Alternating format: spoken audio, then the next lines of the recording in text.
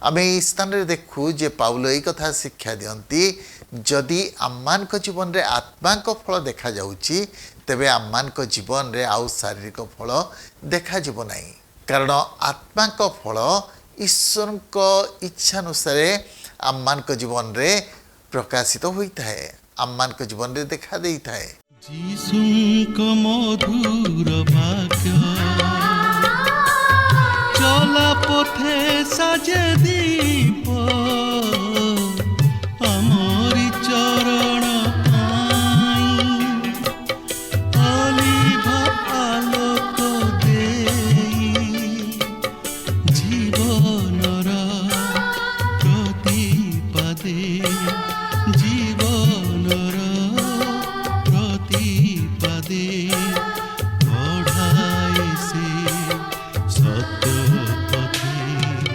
पथ प्रदर्शिका से जे पथ प्रदर्शिका पथ प्रदर्शिका पथ प्रदर्शिका।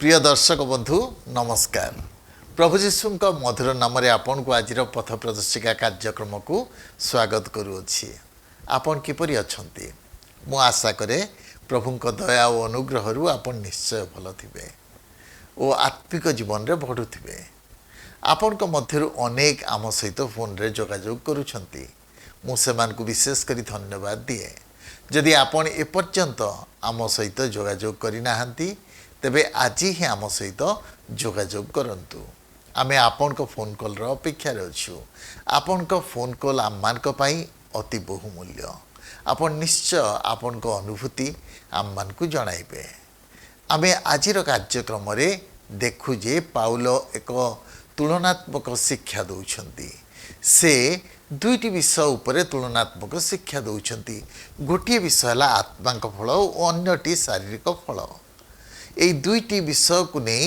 से तुलनात्मक शिक्षा दउछंती जिहुदी लोक माने सेमाने कथा प्रचार करुथिले जे परित्राण पाइबा निमंते आम्मान को सुन्नति हेबा जरूरी किंतु प्रभु जीशु को विश्वास करिबा द्वारा आम्माने परित्राण पाई थाउ सेइथ पई बाइबल रे कथा कहा जाए आकाश तले मनुष्य मान को मध्य रे एपरि कोनोसी नाम दिया जाय नाही जो नाम रे आम्माने परित्राण पाइबा केवल प्रभु जीशु नाम आम्मान को परित्राण दे पारे आमे ई स्थान रे देखु जे पाउल एई कथा शिक्षा दियंती जदि आम्मान को जीवन रे आत्मा को फल देखा जाउची तेबे आम्मान को जीवन रे आउ शारीरिक फल देखा जीव नाही कारण आत्मा को फल ईश्वर को इच्छा अनुसार आम्मान को जीवन रे प्रकाशित होता है आम्मान को जीवन रे देखा देता है आत्मा को फल होची प्रेम शांति आनंद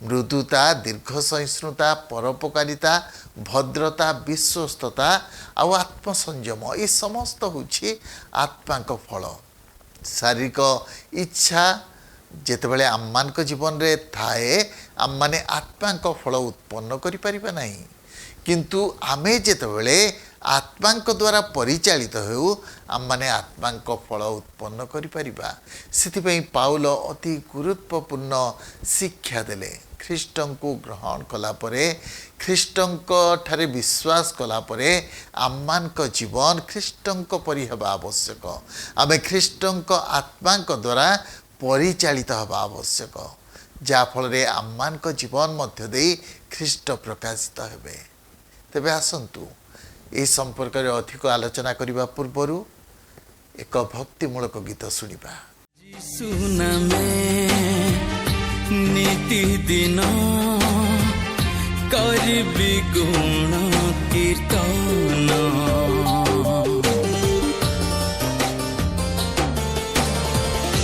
करुणा रे परिपूर्ण प्रेम रे तुमे महान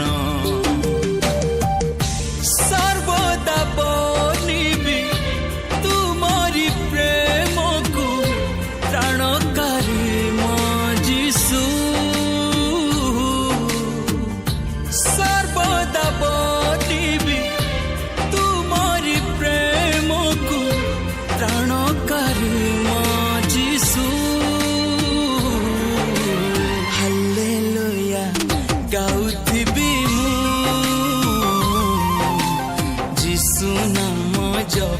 ଗାଉଥିବି ମୁଁ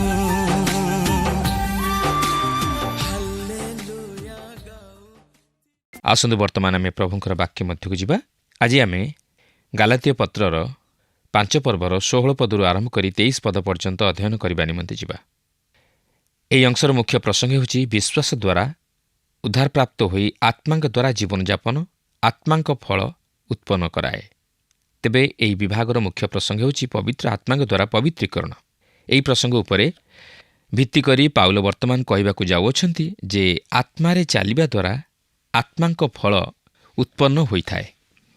ଆମେ ଯେତେବେଳେ ଏହି ଗୁରୁତ୍ୱପୂର୍ଣ୍ଣ ବିଭାଗ ମଧ୍ୟରେ ପ୍ରବେଶ କରୁଅଛୁ, ଏଠାରେ ମୁଁ ପୁନରାବୃତ୍ତି କରିବାକୁ ଚାହେଁ ଓ ଆମମାନେ ଏଥିପୂର୍ବରୁ ଯାହା ସବୁ ଆଲୋଚନା କରିଥିଲୁ ତହିଁରେ ବାନ୍ଧି ଦେବାକୁ ଚାହେଁ। ଏହି ବିଭାଗରେ ମୁଖ୍ୟ ପ୍ରସଙ୍ଗ ହେଉଛି ଆତ୍ମାଙ୍କ ଦ୍ୱାରା ପବିତ୍ରୀକରଣ। ପାଉଲ ଆମମାନଙ୍କୁ କହିଛନ୍ତି ଯେ ସ୍ୱାଧୀନତା ନିମନ୍ତେ ଖ୍ରୀଷ୍ଟ ଆମମାନଙ୍କୁ ମୁକ୍ତ କରିଅଛନ୍ତି। ଅତଏବ ସ୍ଥିର ହୋଇ ରୁହ ଏବଂ ଦାସତ୍ୱ ଜୁଆଳିରେ ଆଉ ଥରେ ଯୋଚା ନ ଯାଅ। ତାହେଲେ କେଉଁ ବିଷୟରୁ ଖ୍ରୀଷ୍ଟ ଆମମାନଙ୍କୁ ମୁକ୍ତ କରିଅଛନ୍ତି?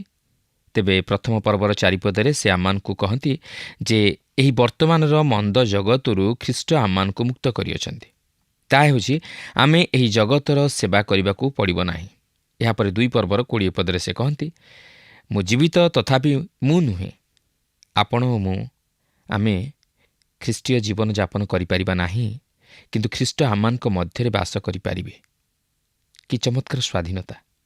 ଏହାପରେ 3 ପର୍ବର 13 ପଦରେ ସେ କହନ୍ତି ଯେ ଆମ୍ଭେମାନେ ବ୍ୟବସ୍ଥାର ଅଭିଶାପରୁ ମୁକ୍ତ ହୋଇଅଛୁ।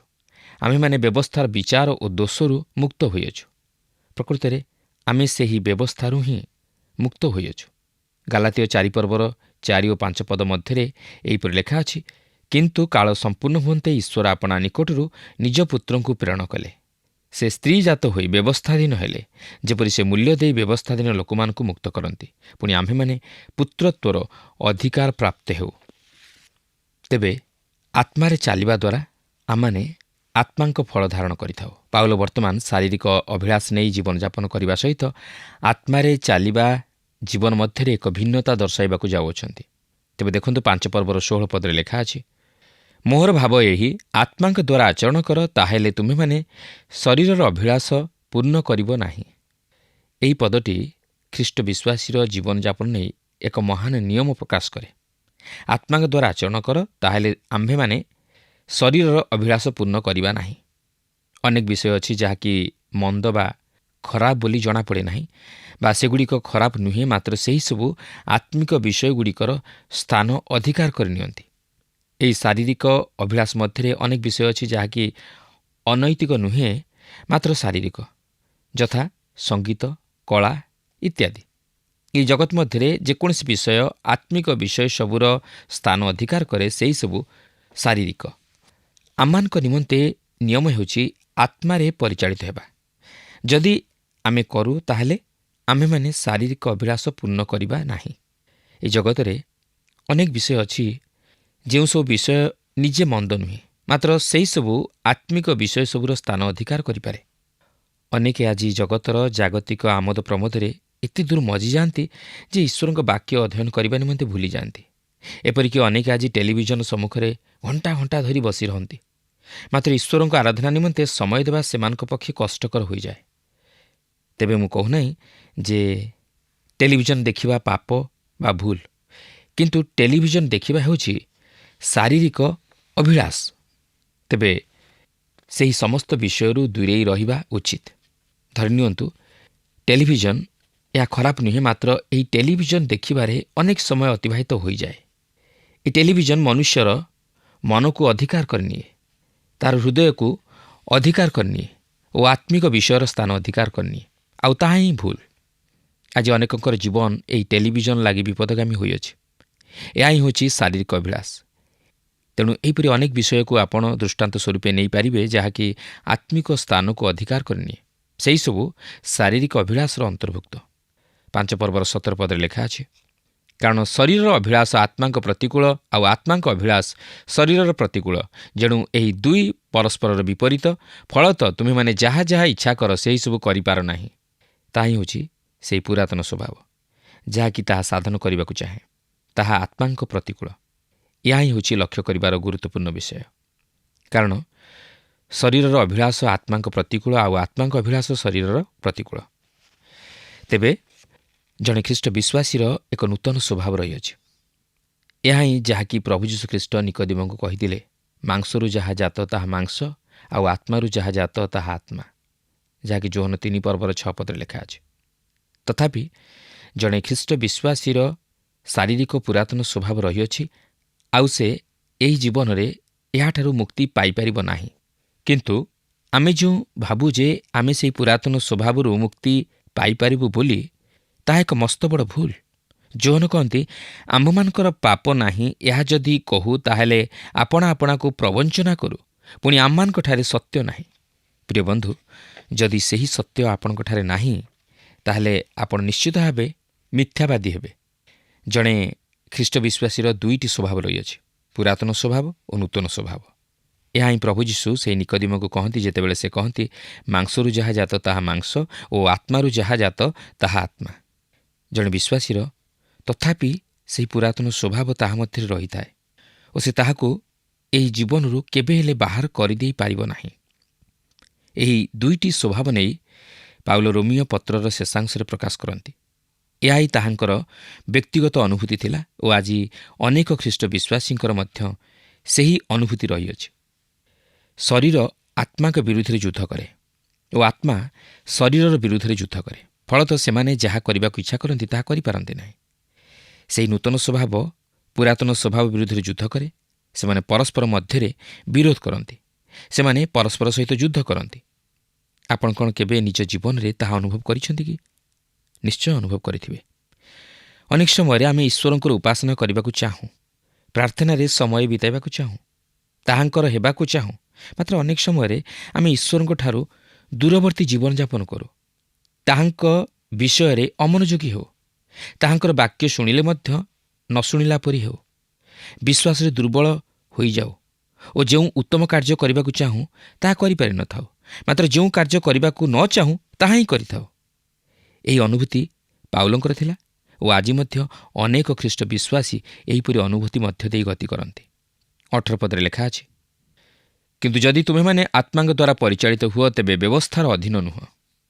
ପବିତ୍ର ଆତ୍ମାଙ୍କ ଦ୍ୱାରା ଚାଳିତ ହେବା ଦ୍ୱାରା ଖ୍ରୀଷ୍ଟ ବିଶ୍ୱାସୀ ଆତ୍ମିକ ଜୀବନର ଉଚ୍ଚତର ସୋପାନରେ ପହଞ୍ଚିବା ନିମନ୍ତେ ସମର୍ଥ ହୋଇଥାଏ, ଯାହାକି ବ୍ୟବସ୍ଥା ପାଳନ ଦ୍ୱାରା ସାଧିତ ହେବା ଅସମ୍ଭବ। ବର୍ତ୍ତମାନ ପାଉଲ ସ୍ପଷ୍ଟ ଭାବେ ସେହି ଶାରୀରିକ କାର୍ଯ୍ୟଗୁଡ଼ିକ କ'ଣ ତାହା ଜଣାଇ ଦେବାକୁ ଯାଉଅଛନ୍ତି। 5 ପର୍ବର 19-21 ପଦ ମଧ୍ୟରେ ଏହିପରି ଲେଖା ଅଛି, ଶରୀରର କାର୍ଯ୍ୟଗୁଡ଼ାକ ତ ସ୍ପଷ୍ଟ ରୂପେ ଜଣା, ବ୍ୟଭିଚାର, ଅଶୁଚିତା, କାମୁକତା, ପ୍ରତିମା ପୂଜା, କୁହୁକ, ଶତ୍ରୁତା, ବିବାଦ, ଦ୍ୱେଷ, କ୍ରୋଧ, ସ୍ୱାର୍ଥପରତା, ଦଳଭେଦ, ମତଭେଦ, ଈର୍ଷା, ମତତା, ରଙ୍ଗରସ ଇତ୍ୟାଦି ପ୍ରକାର କର୍ମଗୁଡ଼ାକ। ମୁଁ ପୂର୍ବରେ ଯେପରି ତୁମମାନଙ୍କୁ କହିଥିଲି, ସେହିପରି ଆଗରୁ କହୁଅଛି ଯେ ଯେଉଁମାନେ ଏହିସବୁ ପ୍ରକାର କର୍ମ କରନ୍ତି ସେମାନେ ଈଶ୍ୱରଙ୍କ ରାଜ୍ୟର ଅଧିକାରୀ ହେବେ ନାହିଁ। ଏହି ସମସ୍ତ ଶାରୀରିକ କାର୍ଯ୍ୟଗୁଡ଼ିକୁ ଆମେ 4 ଭାଗରେ ବିଭକ୍ତ କରିପାରିବା। ଦେହଭୋଗ ସମ୍ପର୍କୀୟ ପାପ, ଧର୍ମ ସମ୍ବନ୍ଧୀୟ ପାପ, ସାମାଜିକ ପାପ ଓ ବ୍ୟକ୍ତିଗତ ପାପ। ଦେହଭୋଗ ସମ୍ପର୍କୀୟ ପାପ ମଧ୍ୟରେ ବ୍ୟଭିଚାର, ଅଶୁଚିତା, କାମୁକତା ଏହି ସମସ୍ତ ପାପ ଅନ୍ତର୍ଭୁକ୍ତ। ସେହିପରି ଧର୍ମ ସମ୍ବନ୍ଧୀୟ ପାପ ମଧ୍ୟରେ ପ୍ରତିମା ପୂଜା, କୁହୁକ, ଶତ୍ରୁତା ଅନ୍ତର୍ଭୁକ୍ତ। ସାମାଜିକ ପାପ ମଧ୍ୟରେ ବିବାଦ, ଦ୍ୱେଷ, କ୍ରୋଧ, ସ୍ୱାର୍ଥପରତା, ଦଳଭେଦ, ମତଭେଦ ଓ ଈର୍ଷା ପ୍ରଭୃତି ଅନ୍ତର୍ଭୁକ୍ତ। ଆଉ ବ୍ୟକ୍ତିଗତ ପାପ ମଧ୍ୟରେ ମତ୍ତତା ଓ ରଙ୍ଗରସ ପ୍ରଭୃତି ଅନ୍ତର୍ଭୁକ୍ତ। ଏହି ସମସ୍ତ ପାପ ପ୍ରଭୃତି ଶରୀର ମଧ୍ୟରୁ ହିଁ ଉଦ୍ରେକ ହୋଇଥାଏ। ତେବେ ପାଉଲ ଏହିସବୁର ଏକ ତାଲିକା ଦେଇ ଶେଷରେ କହନ୍ତି ଇତ୍ୟାଦି ପ୍ରକାର କର୍ମଗୁଡ଼ାକ, ଯାହାର ଅର୍ଥ ହେଉଛି ଆହୁରି ଅନେକ ଏହିପରି ପାପଗୁଡ଼ିକ ଅଛି ଯାହାକି ସେ ଦର୍ଶାଇ ପାରିଥାନ୍ତେ। ପାଉଲ କହନ୍ତି ଯେଉଁମାନେ ଏହିସବୁ ପ୍ରକାର କର୍ମ କରନ୍ତି ସେମାନେ ଈଶ୍ୱରଙ୍କ ରାଜ୍ୟର ଅଧିକାରୀ ହେବେ ନାହିଁ। ଅର୍ଥାତ୍ ଯେଉଁମାନେ ନିରନ୍ତର ସେହିସବୁ ଶାରୀରିକ ପାପ କର୍ମରେ ଲିପ୍ତ ରହନ୍ତି ସେମାନେ ଈଶ୍ୱରଙ୍କ ରାଜ୍ୟର ଅଧିକାରୀ ହେବେ ନାହିଁ। କିନ୍ତୁ ଯେଉଁମାନେ ବାସ୍ତବରେ ଈଶ୍ୱରଙ୍କ ସନ୍ତାନ, ସେମାନେ ଏହିପରି ପାପରେ ଯଦିଓ ପଡ଼ିଯାଇ ପାରନ୍ତି, ମାତ୍ର ସେମାନେ ସେହି ପାପରେ ଜୀବନ ବିତାଇ ପାରିବେ ନାହିଁ। ସେମାନେ ଯେପରି ହେଲେ ତହିଁରୁ ବାହାରି ଆସିବେ। ମାତ୍ର ଯଦି ସେ ସେହି ପାପରେ ଜୀବନ ଅତିବାହିତ କରେ, ତାହେଲେ ସେ ନିଜର ଜୀବନ ପ୍ରତି ବିନାଶ ଆଣେ ଓ ଏହାର ଅର୍ଥ ସେ ଈଶ୍ୱରଙ୍କ ସନ୍ତାନ ନୁହେଁ। ପ୍ରିୟ ବନ୍ଧୁ, ଜଣେ ଖ୍ରୀଷ୍ଟ ବିଶ୍ୱାସୀ ଏହି ଶାରୀରିକ ପାପ ପ୍ରବୃତ୍ତିର ଶିକାର ହୋଇପାରେ, ମାତ୍ର ସେ ସେହି ପାପରେ ଜୀବନ ବିତାଇବାକୁ ପସନ୍ଦ କରିବ ନାହିଁ। ସେ ତହିଁରୁ ବାହାରି ଆସିବା ନିମନ୍ତେ ଚେଷ୍ଟା କରିବ। ତାହା ହିଁ ପ୍ରଭୁ ଯୀଶୁ ସେହି ଅପବୟୀ ପୁତ୍ରର ଦୃଷ୍ଟାନ୍ତ ମଧ୍ୟ ଦେଇ ପ୍ରକାଶ କରିଦେଇଛନ୍ତି। ବର୍ତ୍ତମାନ ପାଉଲ ଆତ୍ମାଙ୍କ ଫଳ ବିଷୟ ନେଇ ଏକ ତାଲିକା ପ୍ରଦାନ କରନ୍ତି।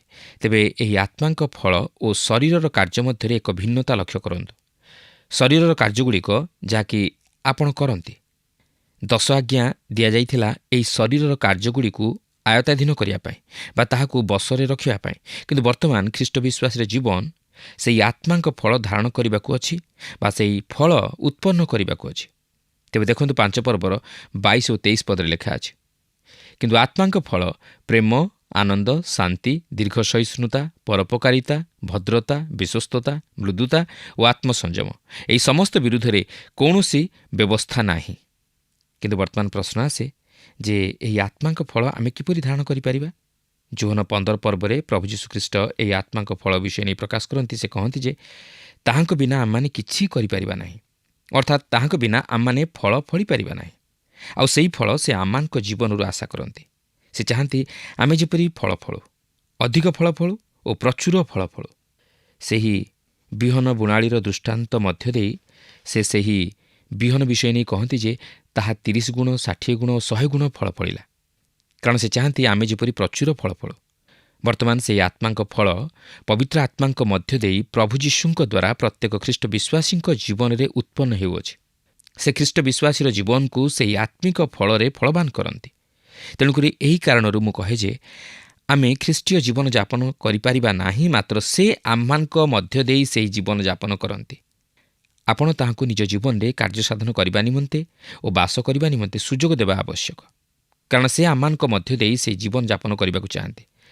କାରଣ କୌଣସି ଖ୍ରୀଷ୍ଟ ବିଶ୍ୱାସୀ ନିଜରୁ ସେହି ଖ୍ରୀଷ୍ଟୀୟ ଜୀବନଯାପନ କରିବା ନିମନ୍ତେ ସମର୍ଥ ହୋଇପାରିବ ନାହିଁ। ସେହି ପୁରାତନ ସ୍ୱଭାବ ତାହାକୁ ସେହି ଫଳ ଉତ୍ପନ୍ନ କରାଇବାରେ ସହାୟକ ହୋଇପାରିବ ନାହିଁ। ତାଛଡ଼ା ପାଉଲ ଏହି ବିଷୟ ସେହି ରୋମିଓ 7 ପର୍ବର 18 ପଦରେ ସ୍ପଷ୍ଟ ଭାବେ ପ୍ରକାଶ କରିଦିଅନ୍ତି ଯେ ସେହି ନୂତନ ସ୍ୱଭାବର ମଧ୍ୟ ଏହି ଫଳ ଧାରଣ କରିବା ନିମନ୍ତେ ଶକ୍ତି ନାହିଁ, କାରଣ ସେ ନିଜର ଅନୁଭୂତି ମଧ୍ୟ ଦେଇ ଜାଣିବାକୁ ପାରନ୍ତି ଯେ କାରଣ ମୋଠାରେ ଅର୍ଥାତ୍ ମୋ ଶରୀରରେ ଯେକୌଣସି ଉତ୍ତମ ବିଷୟ ବାସ କରେ ନାହିଁ, ଏହା ମୁଁ ଜାଣେ। ଯେଣୁ ମୁଁ ଇଚ୍ଛା କରିପାରୁଅଛି, କିନ୍ତୁ ଯାହା ଉତ୍ତମ ତାହା କରିବା ନିମନ୍ତେ ମୋହର ସାମର୍ଥ୍ୟ ନାହିଁ।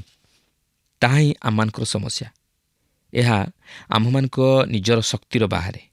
ଆମେ ନିଜର ଶକ୍ତି ବା ଚେଷ୍ଟା କିମ୍ବା ଉଦ୍ୟମରେ ସେହିପରି ଜୀବନଯାପନ କରିପାରିବା ନାହିଁ, ମାତ୍ର ସେହି ପବିତ୍ର ଆତ୍ମାଙ୍କ ସହାୟତାରେ ସାଧନ କରିପାରିବା।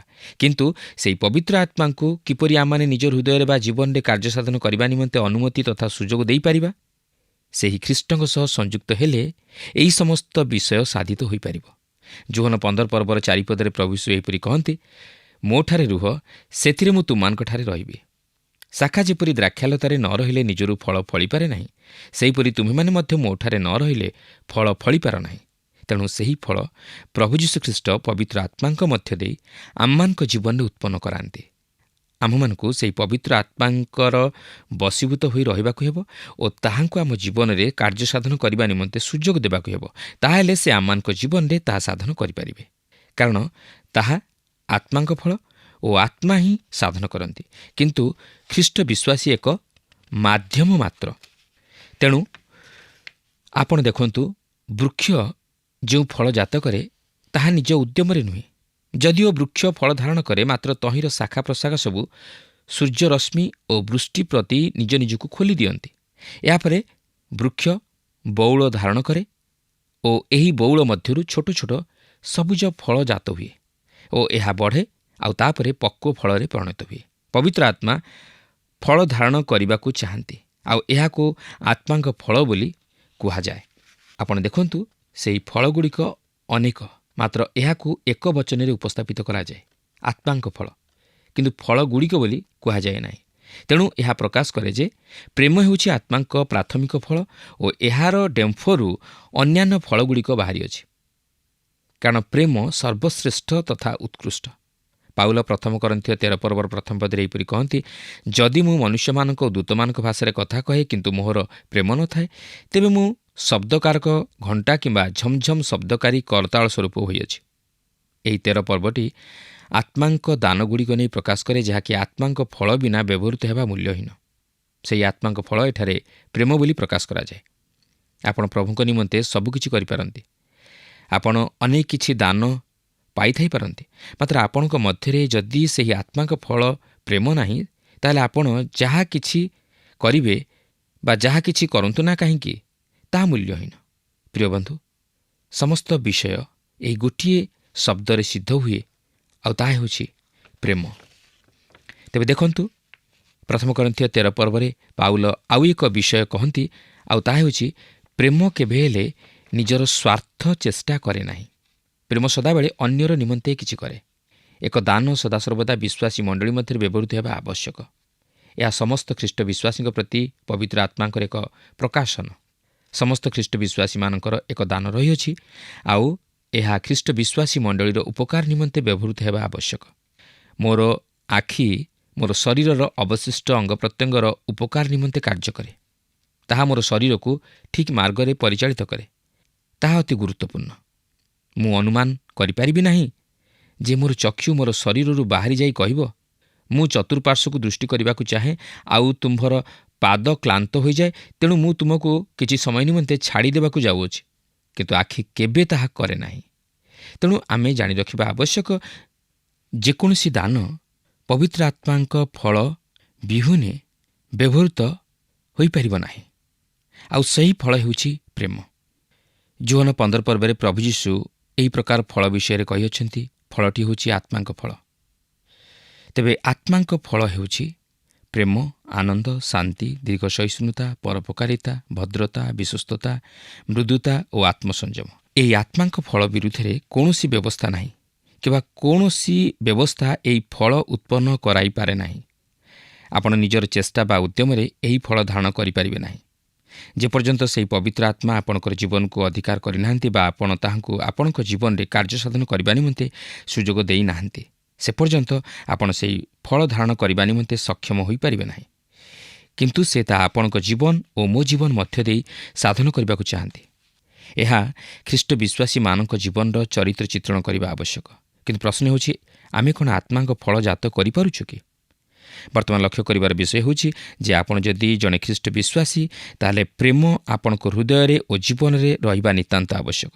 କିନ୍ତୁ ପ୍ରିୟ ବନ୍ଧୁ, ଆପଣଙ୍କ ଜୀବନରେ ଯଦି ଦେହଭୋଗ ସମ୍ପର୍କୀୟ ପାପ ରହିଅଛି, ତାହେଲେ ପ୍ରକୃତ ପ୍ରେମ କ'ଣ ତାହା ଆପଣ କେବେ ହେଲେ ଜାଣିପାରିବେ ନାହିଁ।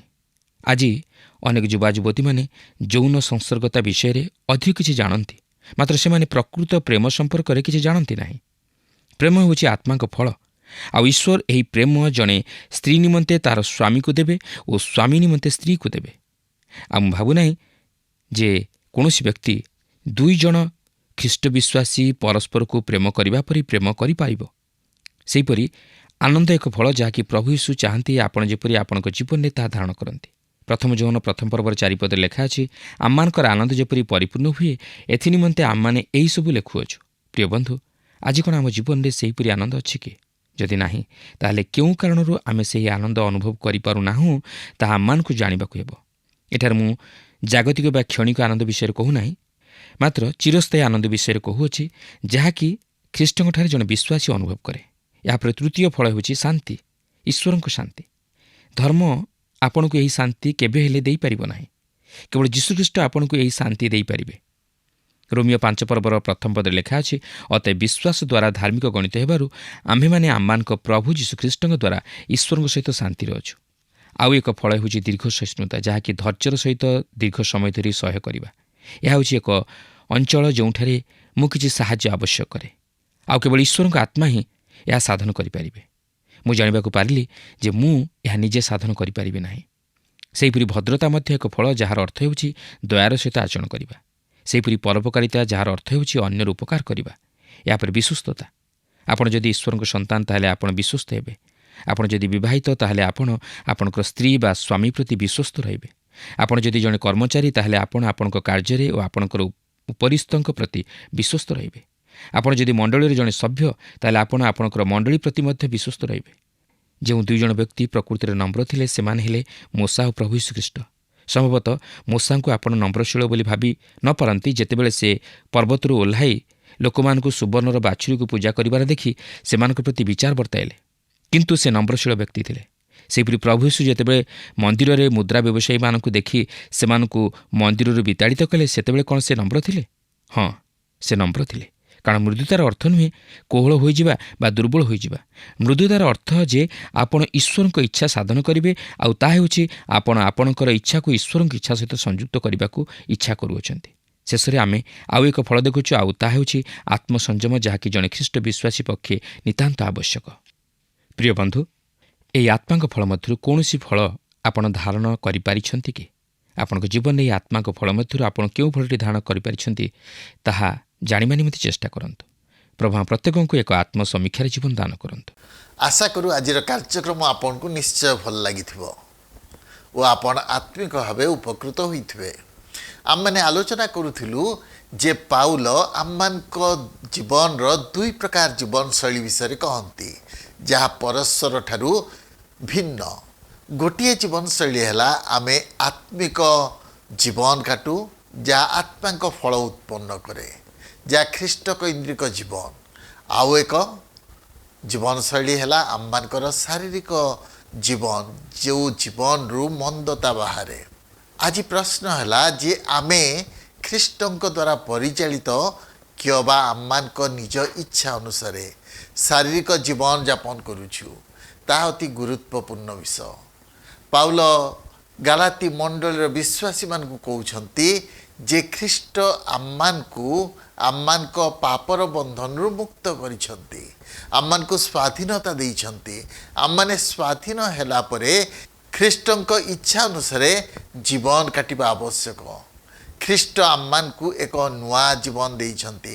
ପାଉଲ କହୁଛନ୍ତି ଯଦି ଆମେ ଆତ୍ମାଙ୍କ ଦ୍ୱାରା ଚାଳିତ, ତେବେ ଆମେ ଜଗତର ସମସ୍ତ ପ୍ରକାର ମନ୍ଦତା ଠାରୁ ଦୂରରେ ରହିବା ଆବଶ୍ୟକ ଏବଂ ଆତ୍ମାଙ୍କ ଦ୍ୱାରା ପରିଚାଳିତ ହେବା ଆବଶ୍ୟକ। ଖ୍ରୀଷ୍ଟଙ୍କ ଇଚ୍ଛା ଆମମାନଙ୍କ ଜୀବନରେ ଆମେ ସାଧନ କରିବା ଆବଶ୍ୟକ।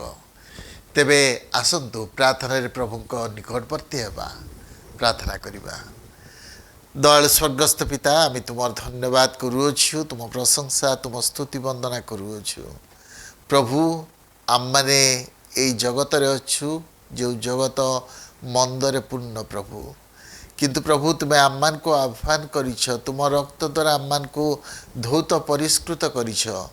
ପ୍ରଭୁ ତୁମେ ଆମମାନଙ୍କୁ ଏଇ ଆହ୍ୱାନରେ ଆହୁତ କରିଛ, ଯେପରି ଆମମାନେ ଆତ୍ମାଙ୍କ ଦ୍ୱାରା ଚାଳିତ ହେବୁ, ତୁମ ଇଚ୍ଛାନୁସାରେ ଜୀବନ କାଟିବୁ।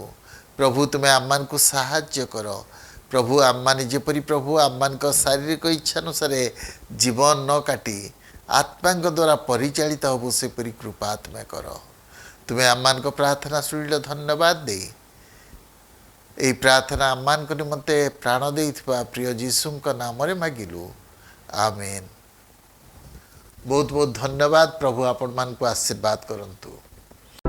ଗତ ପ୍ରଶ୍ନର ଉତ୍ତରଟି ହେଉଛି ସି ନାହିଁ। ଆଜିର ପ୍ରଶ୍ନ ହେଉଛି ଆତ୍ମାଙ୍କ ଫଳ ସମ୍ପର୍କରେ କେଉଁ ପଦରେ ପ୍ରକାଶ କରାଯାଇଛି? ଏ.